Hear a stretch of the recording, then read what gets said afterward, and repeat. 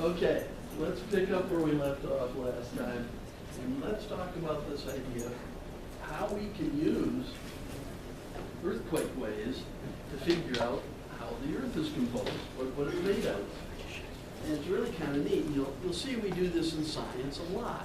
We can't measure something directly, but we can measure something else that gives us an indirect indicator of what's going on. We kind of sneak in the back door in a way. And that's what we do with earthquake waves. If you remember, we said that we could take a rock, put it in the lab, send an energy wave through it, and we can measure how long it takes for that energy wave to travel through that particular type of rock. And every rock has its own different velocity depending on what it's made up and how those grains of material are put together, how porous or how dense the rock might be. So if we look at something like a sandstone with individual particles, they're kind of re-cemented together, but they're void spaces between the particles within the rock. For that energy to travel from a particle to a void space to a particle to a void space really slows it up. It takes a lot of energy to do that. So sandstone it's got a pretty slow velocity for this energy to move through it.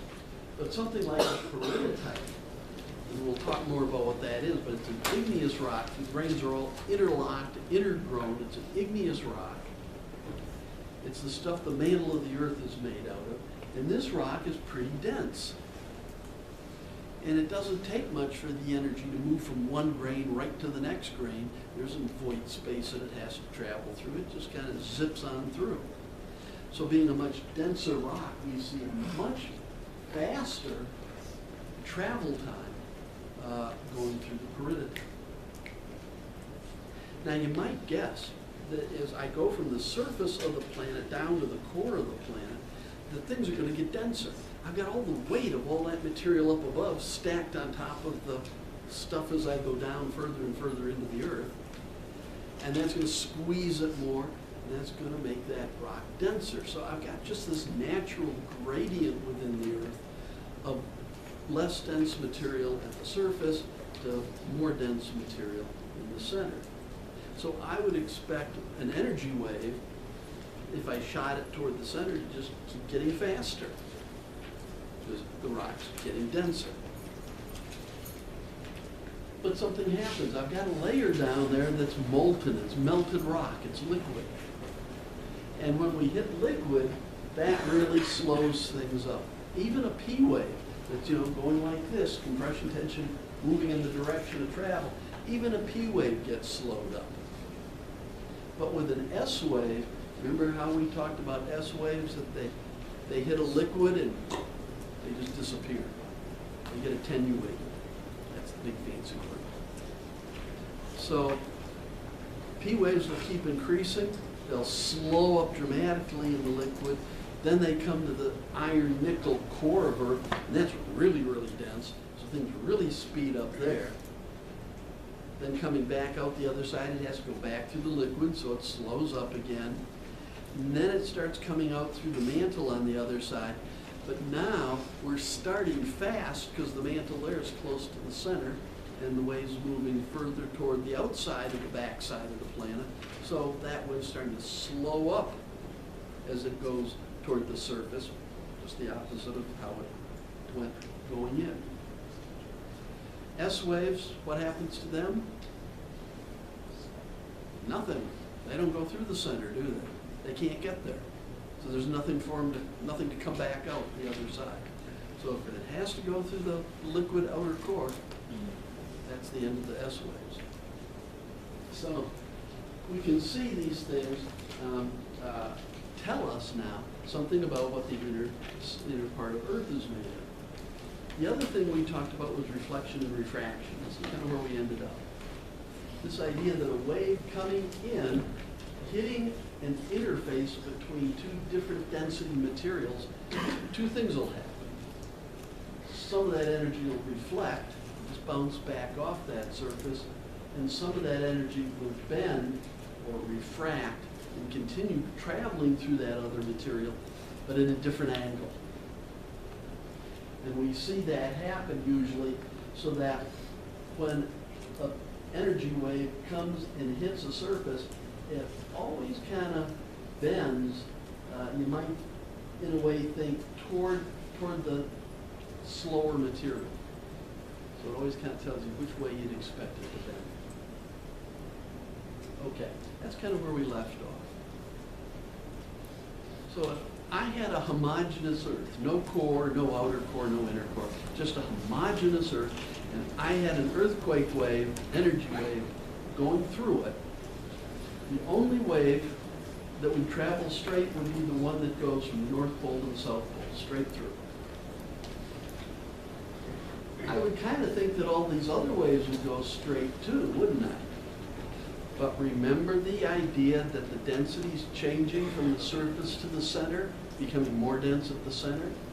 That means as this wave starts coming down, it's hitting denser and denser material. So if I think in terms of what's going to happen to that wave as it goes from less dense to more dense material, I'm going to see that wave bend.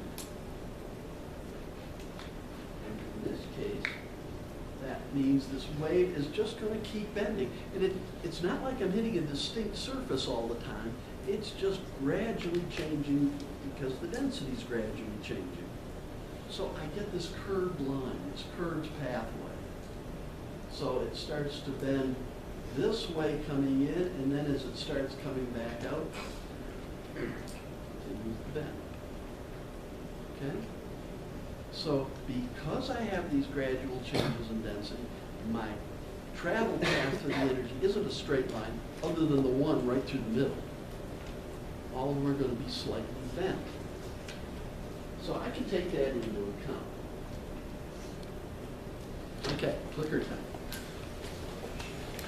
The more porous the rock, the greater the energy wave velocity through that rock. 15 seconds here. Remember, porosity we defined as being void space. The more void space, the faster the velocity is going to go through that rock. Is that true? A couple extra seconds. 19, 20. Okay. Oh, come on. Okay. False. Now remember the sandstone, that going from that grain to that void space, back to the grain, back to the void space? It's using up energy, it's slowing it up. So the more void space, or the more porosity that I have in a rock, the slower it's going to travel. I want something hard and dense that just rings when you hit it with a hammer. That's when you know that energy wave is going to zip through it. So false for this. Okay. This guy is one of the guys that kind of started to figure a lot of this out. This guy is Andrija Mohorovic. It's almost unpronounceable. And he was born in Croatia. He was a physicist, brilliant guy. And did his PhD at the University of Zagreb. He was a professor there, and he died in poverty. So being smart and being a university professor doesn't ensure that you're going to, make a lot of money. What he did was he looked at this earthquake that occurred in 1909, and he started measuring where this earthquake showed up at these various recording stations and how long it took for these energy waves to get there. And he discovered the crust of the earth. Pretty cool discovery. And they were going to name it after him, but then everybody decided they couldn't pronounce his name. So they called it the Moho. And it's just for his first couple of letters of his name. Here's what he saw. This is really pretty cool.